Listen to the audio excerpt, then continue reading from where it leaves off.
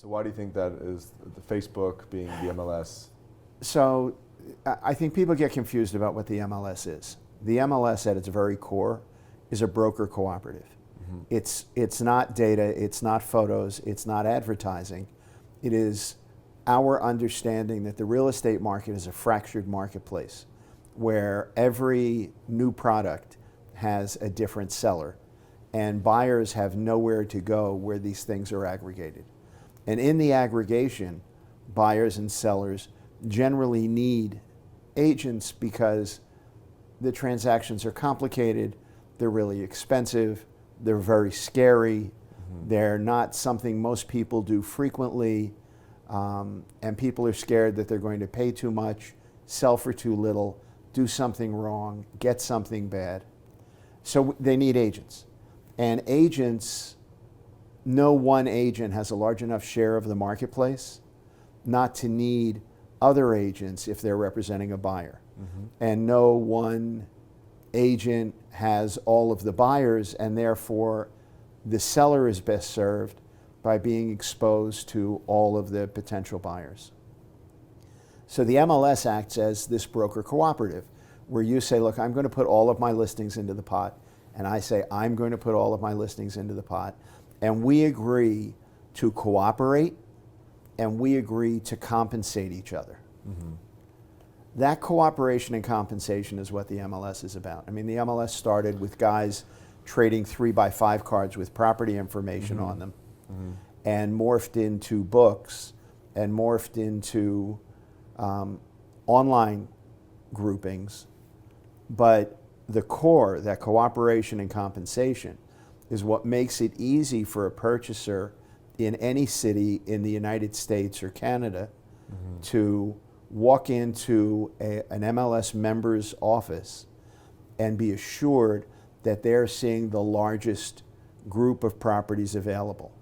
And it's also the assurance that a seller has that when they list with an agent, they're not captive of that agent. They're actually exposed to all of the realtors that are members of that MLS, and therefore have the greatest chance of getting the highest price and the best terms in a period of time that's suitable for their transaction.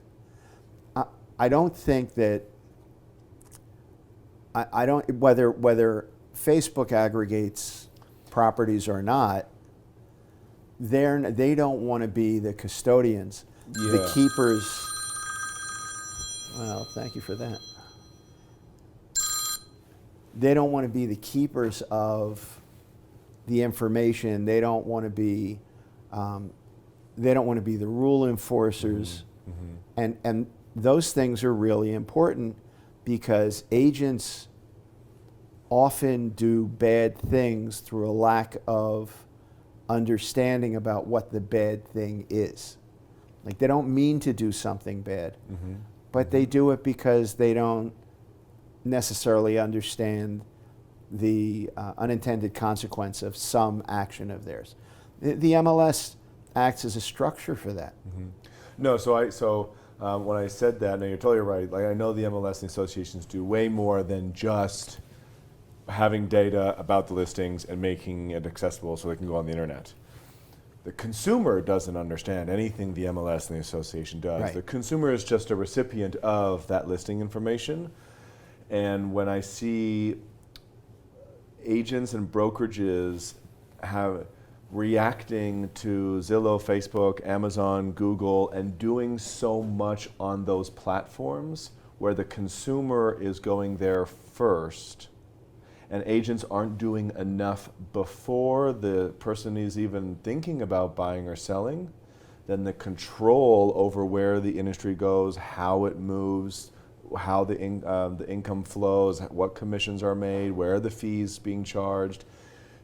If there's more control within those platforms, it's harder then for the MLS, the association, the brokerages to then make the future that they know is best for the consumer and for themselves. Well, look, I wouldn't discuss compensation because I don't think compensation is really the issue. I think you're confusing marketing and exposure with the mechanism of market efficiency that the MLS actually is. You know, the fact that consumers don't understand it really isn't relevant. Most consumers don't understand how their car works. Doesn't stop them from getting in there and driving to the supermarket, right? Mm-hmm. I mean, but they don't necessarily understand how an internal combustion engine works. They don't necessarily understand what circuits do what in there. It's just not necessary. The mechanism, the machine is operating at efficiency that gets the job done. So when the MLS, the cooperation and compensation, that core, I mean, my real estate firm, and I own the Century 21 Advantage Gold, which is the largest Century 21 firm in Pennsylvania. And we service New Jersey as well. In our company, we might do 1,750 transactions a year. If we had to negotiate, and to do that, probably our agents write perhaps 3,000 contracts, right? Offers that don't get accepted, negotiations that fall through, et cetera. In a world without an MLS, in a world without some efficiency, every transaction would require the negotiation of cooperation and compensation between the individual brokerages. And because much of that work is not done by the brokerage, but would be done by an agent who thinks they have the authority, and probably does not, either in Canada or in the United States, thinks they have the authority to bind their brokerage to some agreement with another firm, that would just be a hot mess.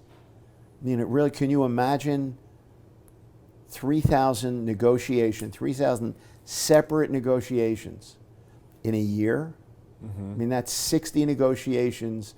When are we finding the time to actually do our job? To explain contracts, explain taxes, discuss architectural styles, show homes, help people prioritize, help people make comparisons. So the MLS, I've often said, is like air. Nobody notices air, but if you didn't have it, you would die. And I think without the MLS, without that structure of cooperation and compensation, our industry would face horrible challenges. I taught a course for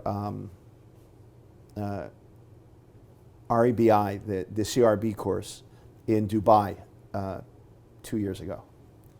And Dubai is a real estate marketplace that doesn't have the exclusive right to sell listing contract. They don't even have exclusive agency.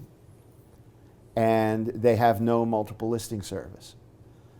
And they were obsessed with understanding how it worked in the United States, how we could have, for example, I'm a member of Bright MLS. We have, I don't know, 100,000 members, give or take, that all cooperate with each other, that all create this huge mass of property information and data. They have nothing like it in their entire country. So when you think about, okay, a future that without this structure, it would just be so mayhem and chaotic, do you see any tech companies or brokerage companies trying to actually move the industry in the wrong direction? That their model is actually not, in your opinion, their model is actually not good for the industry, and the venture capital and the tech companies trying to push it that way? I think that there are some companies that I'm going to say are more short-sighted, that really aren't thinking about the industry as a whole.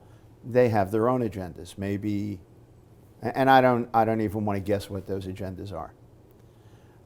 But I think any business model that that has off MLS listings, I think any business model that discourages the complete cooperation, I think that erodes something that's really crucial. I mean, look, there's a reason why the United States and Canada are the real estate markets that the entire world looks to emulate.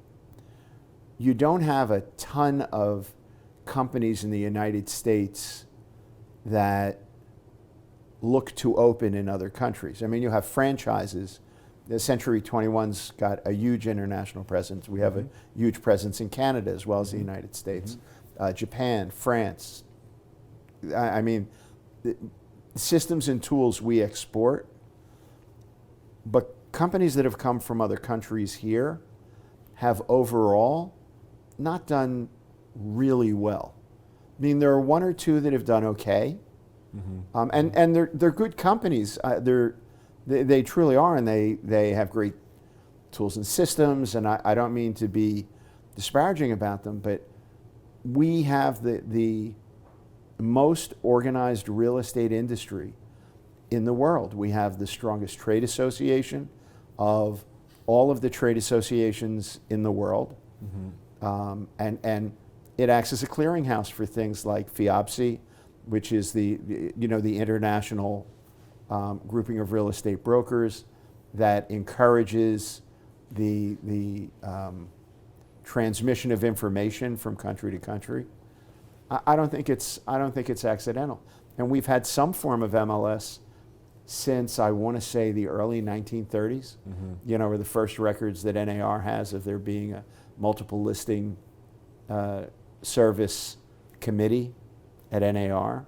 So I think there are people that just take it for granted. They don't recognize the value of it. And I think those business models are not beneficial to the industry, but maybe these are people that don't see that as their job.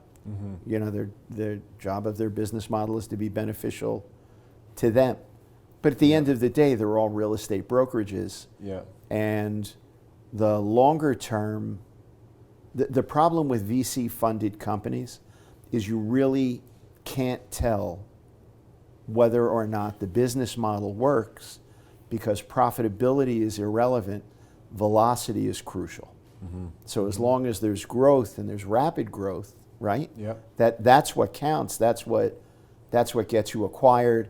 That's what gets you an IPO. But that doesn't relate to the profitability. I mean, Zip Realty was a great example of that. Are you familiar with? So Zip in the early 2000s was going to be this incredibly disruptive salary-based agent, technologically forward, great SEO, terrific user interface on their site.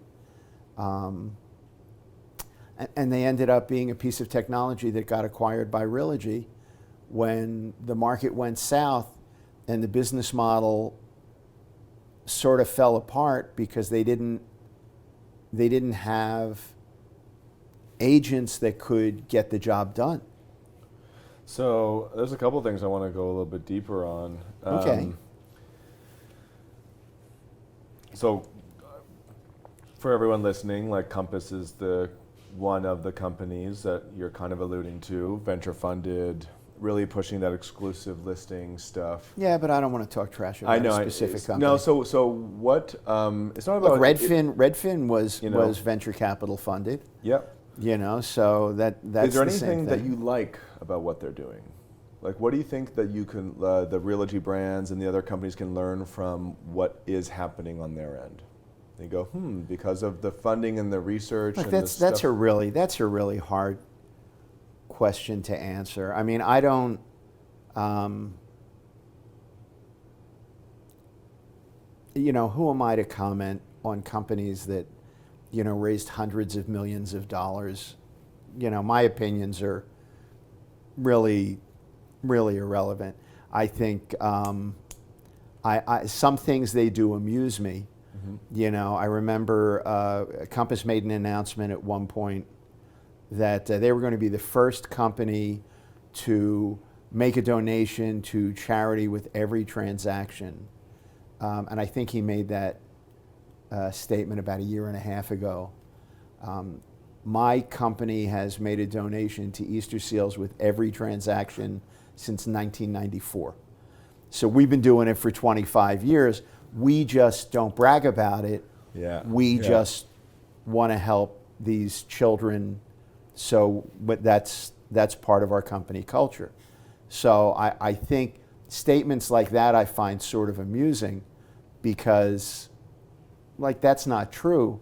But if you're Refkin's a good-looking guy, presents well, and if you stand up loudly with authority and conviction and say, I'm the first to do this, and nobody else bothers. I mean, there's a Century 21 guy in Michigan. The guy raises over $1 million a year for Easter seals, but he's only concerned with the charitable work he's doing, not with saying, look at me, I'm doing that. Yeah. So some of those things amuse me. I think that, I look at Redfin, I think Glenn Kelman's a very, very smart man. The company's not, when the company was VC funded before it went public, people spoke about it. And I said then, it's VC funding. Nobody knows whether it's profitable or not. The fact that they exist and the people who've given them money doesn't mean the business model will work. But he's a really smart guy. He's not scared to pivot. He pivots rather rapidly. He's. What do you think? So he's not afraid to try things. So I'm actually sort of rooting for the guy in terms of, having him succeed. But we're not a monolithic business. Now, here's one of the things that people talk about, because you alluded to it with Zip Realty, is the economy hasn't taken a downturn in a long time, and a lot of companies have been thriving in this great market. And is it going to happen? Most people say yes. It's going to happen in 1 year, 2 years, 3 years. No one really kind of knows. How big is it going to be? In the next downturn, however big it is, are there certain things in the industry that you think will break, that won't survive it because you've seen the history? I don't panic a lot. I've been through 4 major recessions. The real estate industry has always been cyclical. Mm-hmm. I don't know. I mean, we've been probably the 2 worst periods I ever saw were 79 to 83 or 79 to 82, when interest rates were 18, 19, 20, 22. That they were just crazy. People wanted to buy them, were unable. And the 2008 to 11 or 12, those were massive financial readjustments. I don't know that the next one's going to be like that. We got through the other ones. We'll get through the next one. We run a company with reserves. I mean, in the last recession, I was happy to say that we never ran through our reserves. We never laid anybody off. I mean, if people left, we might not replace them because there wasn't a need for it because the company had contracted. But the significant part of that was that we actually had reserves. How much? Because we got brokers and agents and tech companies watching this, and they're thinking in their heads like, I haven't gone through that. Like, I started my company in 2012, 2019. What are some of your tips and best practices that, hey, when it goes down, don't spend everything. How much reserves do you need? As much as you can handle. Is there like a number you think about? How many months? And No. It's just that there was a couple of the significant readjustments, other than just regular cyclical stuff, really came from financial things that were outside the industry. Mm-hmm. The early 70s had the disintermediation of the S&Ls. The late 70s had the runaway interest rates. The late 80s and very early 90s had the S&L scandal in the States. where there were so many foreclosures, the federal government created the Resolution Trust Corporation, the RTC, to help bring them back into the market.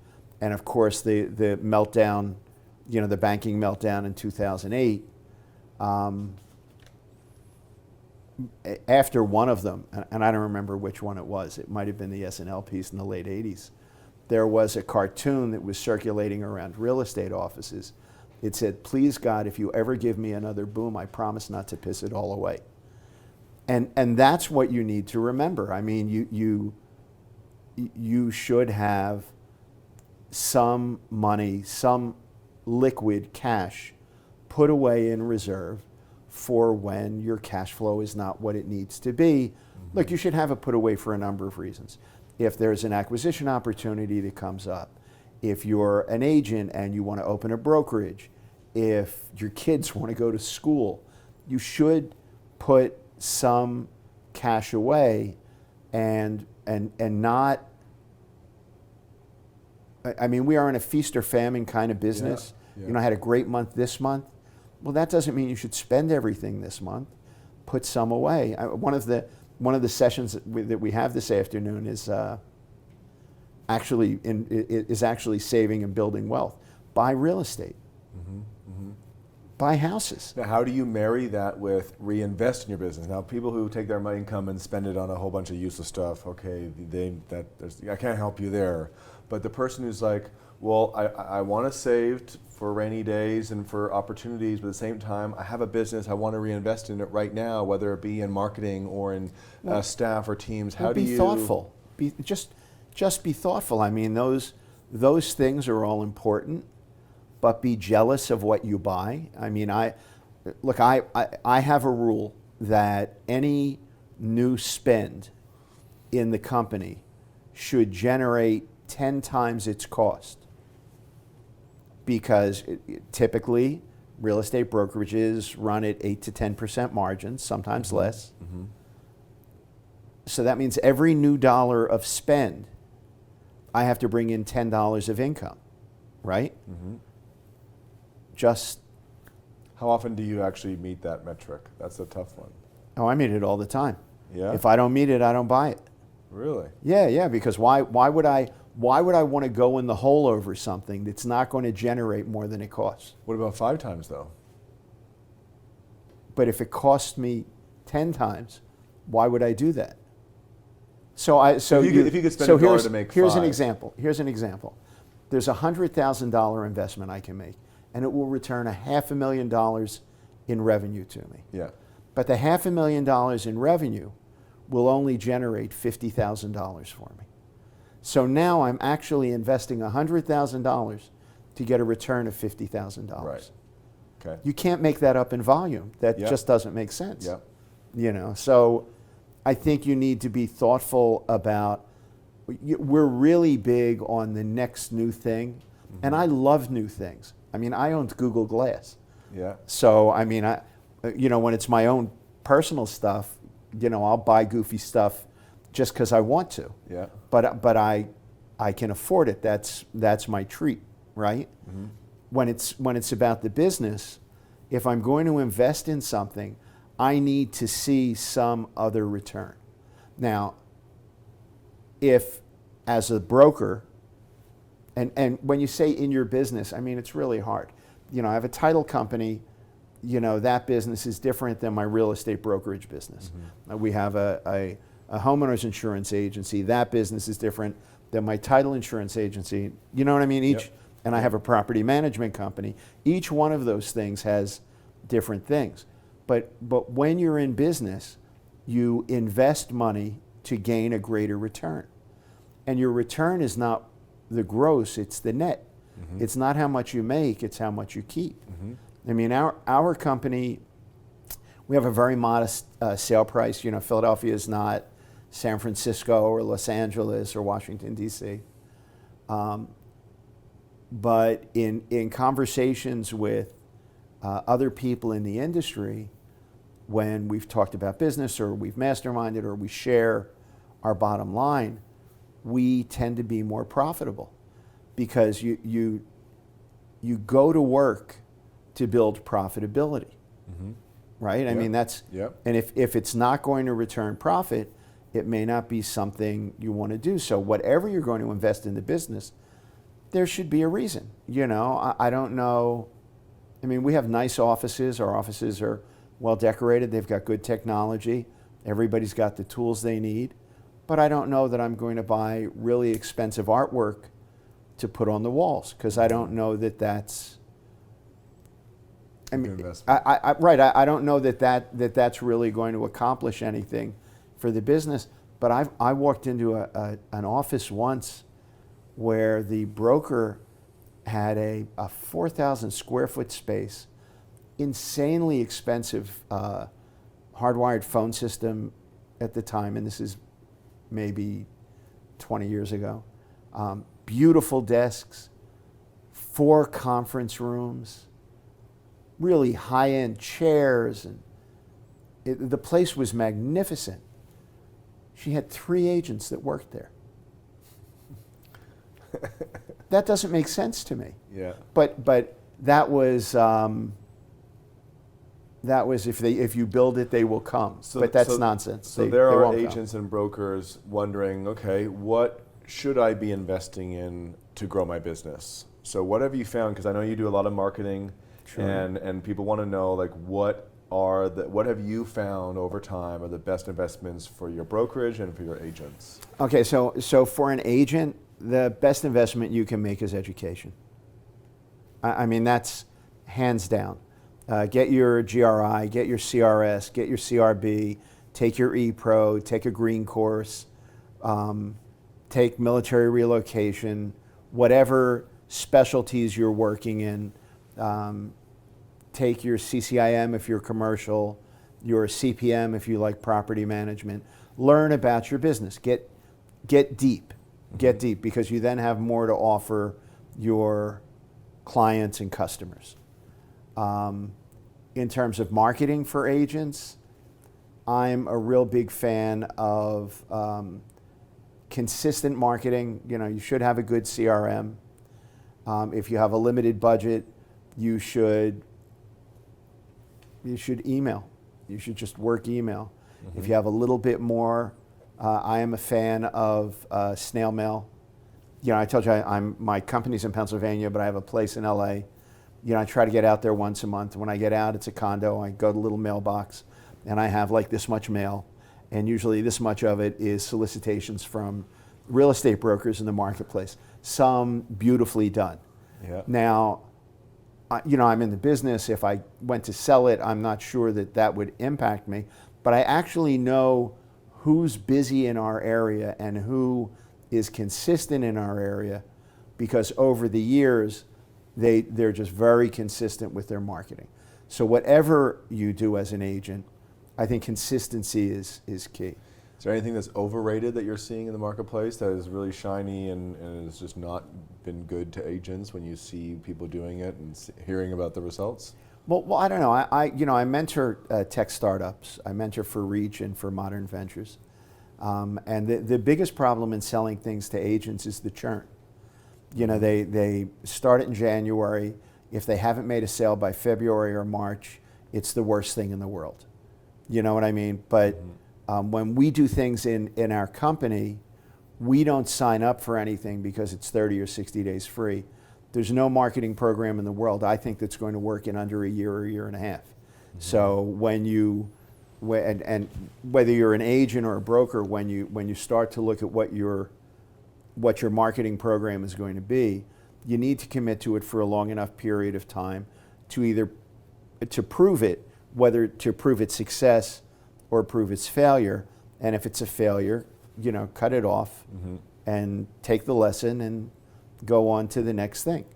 And so again, say a realtor had $10,000 and per transaction net after brokerage split and fees, they made $5,000. How much money would you personally want to make? Is this in a year, in a month? In a year. So $10,000 in a year investment in some marketing program, whatever that may be. I make $5,000 per transaction net after my brokerage split and fees that I can now take home to pay for all my bills and pay my taxes and stuff like that. Well, but that's your gross. So you got to get to the agent's net. So if the agent makes $5,000, they need to put away some money for state or provincial taxes. They need to put some money away for municipal taxes. They need to put some money away for federal taxes. They need to determine what their current expenses are in terms of operating their business, which may be a lot, maybe a little, right? And then they need to determine what their net is. Then from that net, like any other business planning, I mean, if they're making $5,000 a unit and they want to make $100,000 a year, so they need to do 20 units a year. So what do they need to do to get to 21, 22, 23, 24? I mean, nobody makes a lot of money in real estate who doesn't sell a lot of real estate, proportionate to where they are. Yep. In Park City, Utah, I was there for an event last year, and somebody who sells 12 units a year, they're a significant salesperson because they're doing $10, $12 million. In my marketplace, somebody who does that kind of business is doing probably 40 or 50 units a year. So you just need to analyze the numbers, not be concerned with your gross, be concerned with your net. I think given that example of the $1,000, some portion of that money should be put in a bank account. And it should be put in the bank account so that at the end of the year or the end of 2 years, you could use that money and go out and buy a piece of investment real estate. So maybe you know of a brokerage that does this, because maybe it's just not publicized in the news. I'm blown away that there's no brokerage where part of the comp plan or part of the system that they say, when you come join this brokerage, we are going to help you create a residual income. And there's the residual income companies out there, Keller, EXP, Exit, but none of them talk about creating residual income through investment properties, where a brokerage says part of your commission split, we're going to force you, almost like taking a haircut off your paycheck, we're going to force you to take some money. We're going to be the fund managers, and you trust us, and we're going to help you get money in investment real estate. So that becomes your residual income streams over time. It's been done. So where is that? Well, I don't know. I don't know who's currently doing it. I know that over the years, and usually that's in a smaller brokerage.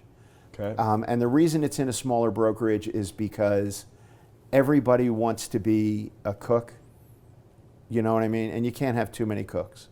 So if everybody's putting in a certain amount of money, and again, it varies. If you're making $5,000 gross and you're selling 25 units a year and you're making 100 and a quarter, how much of that are you willing to put aside, and what does that do in terms of buying something in the area?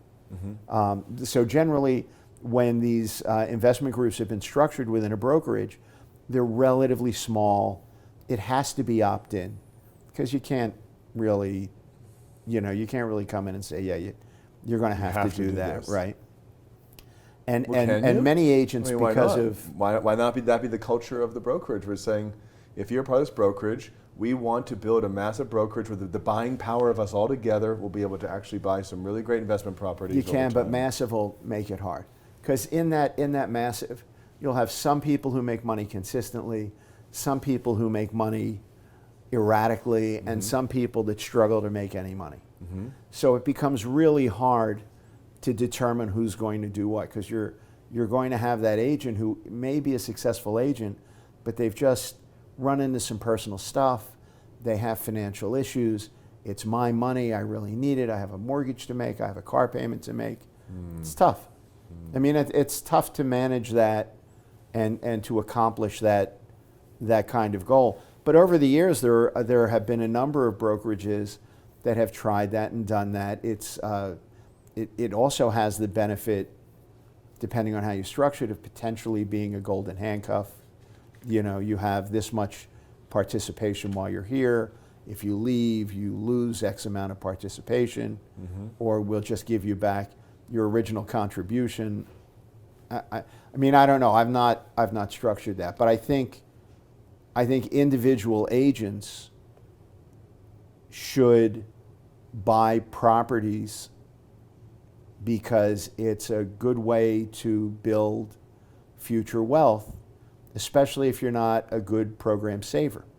So if you buy a piece of real estate and it has a cash flow, and you just leave the cash flow there for when it needs that bigger repair, and you buy something for $100,000, and assuming there is no appreciation at all, and you put down $20,000 or $25,000, and you have a $75,000 mortgage, and you accumulate money and take a 15-year mortgage, someone else is going to pay off the $75,000, and at the end of a period of time, your $25,000 is going to become $100,000.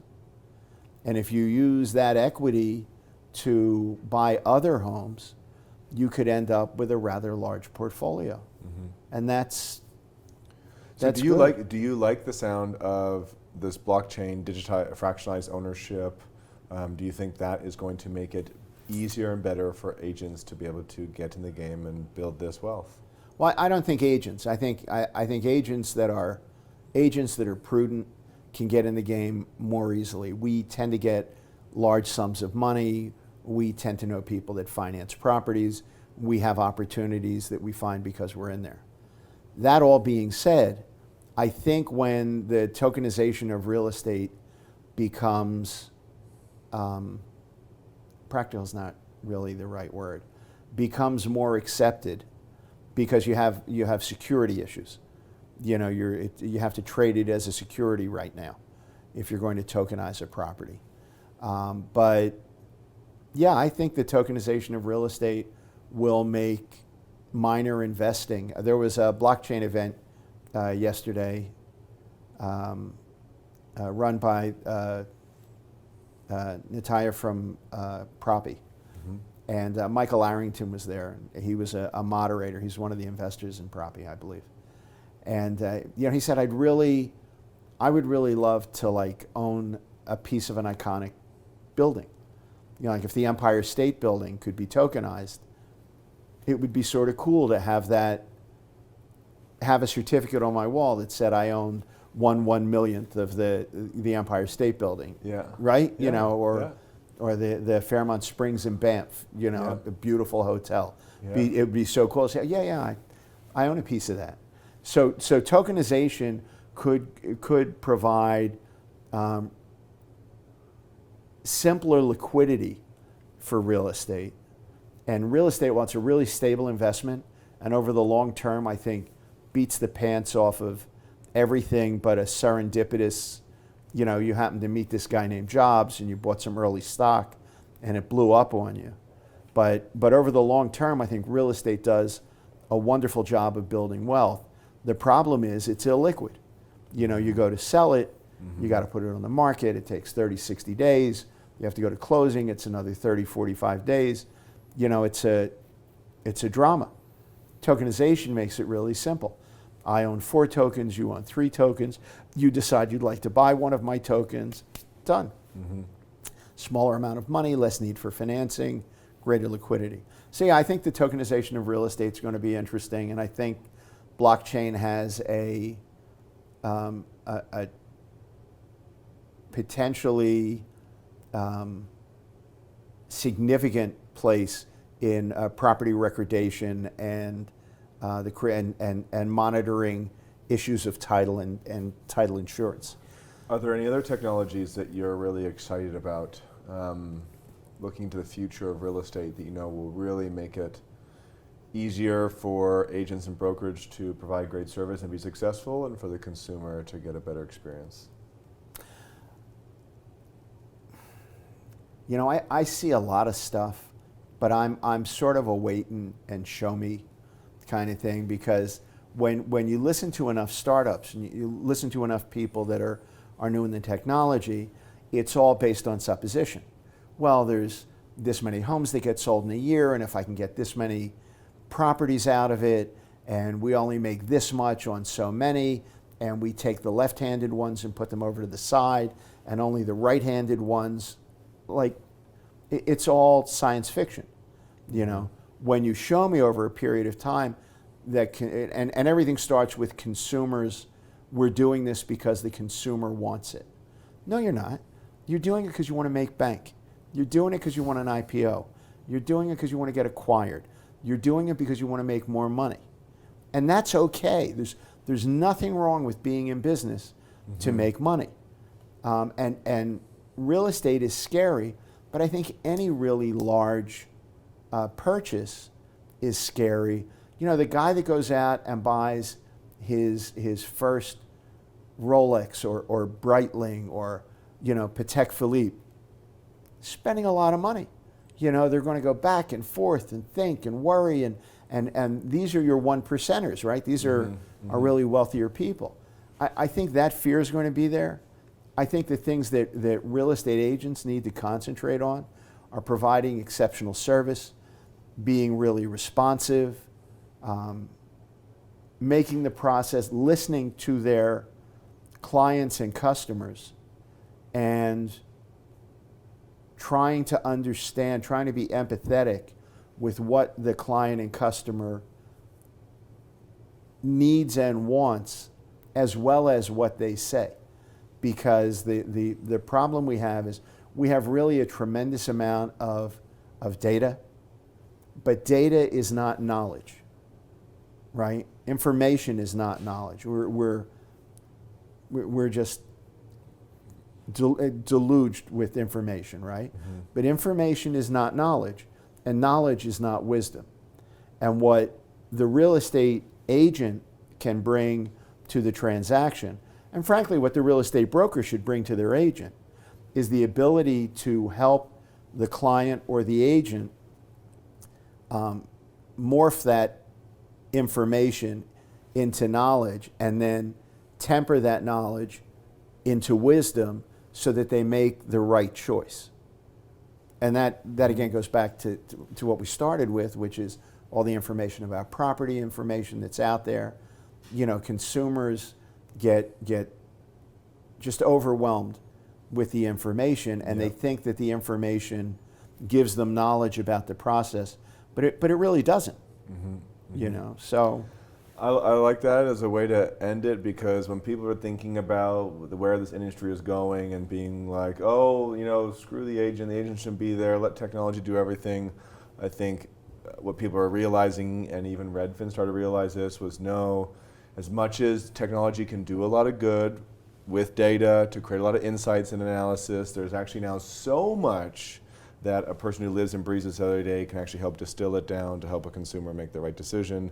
And that just becomes the evolution of the role of the realtor. Right, and all the technology does, whether it's artificial intelligence or, you know, all the technology does is help make us do our job, hopefully a little bit more efficiently, do it a little bit more frequently, and do it with a little bit more impact. Well, hey man, it was a pleasure having you on the show. It was fun being here. Thank you so much. And as always, getting perspectives from people who have been in business for decades, who have seen things come and go, seen the thing evolved, and know what is really happening in the industry beyond the headlines that you see in the news is really great, whether you're a startup who wants to help the industry, an agent who wants to succeed, or a brokerage who wants to have a big business in the industry.